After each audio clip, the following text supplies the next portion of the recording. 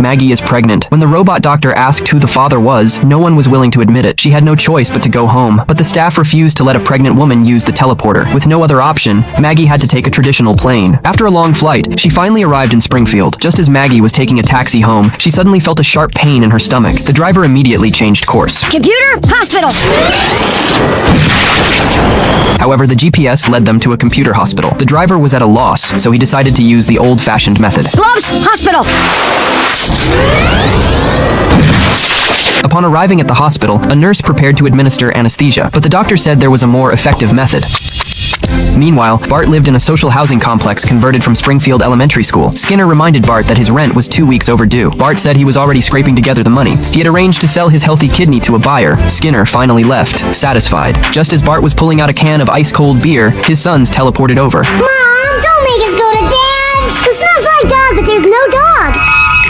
You know, I can hear everything you say during crossfades. What are you doing here? Mom says you have to watch us over the holidays. She says you're our dad and you need to act like it. Christmas with you is gonna suck. You're wrong. This is gonna be your best Christmas ever. Really?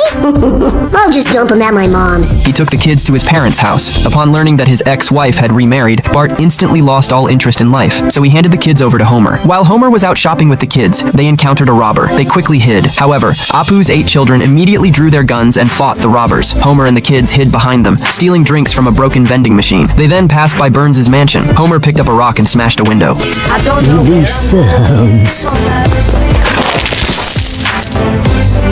Meanwhile, Lisa had married Milhouse. In this high-tech age, Milhouse's hay fever still remains incurable. However, their daughter is extremely rebellious. Every time she comes home from school, she becomes obsessed with the internet. Lisa doesn't understand why her daughter is just like Bart. Don't blame me. When we had her, they used only the best genetic material, which meant none of mine. To help Milhouse recuperate, Lisa takes her daughter back to her parents' house for Christmas. Sometimes I wish strangling your kid was still legal. Not since they passed Homer's Law. Oh, honey, why don't you just relax and bake something? Ugh, I am trying to deal with my disrespectful daughter, but you are too clueless to understand what that's like.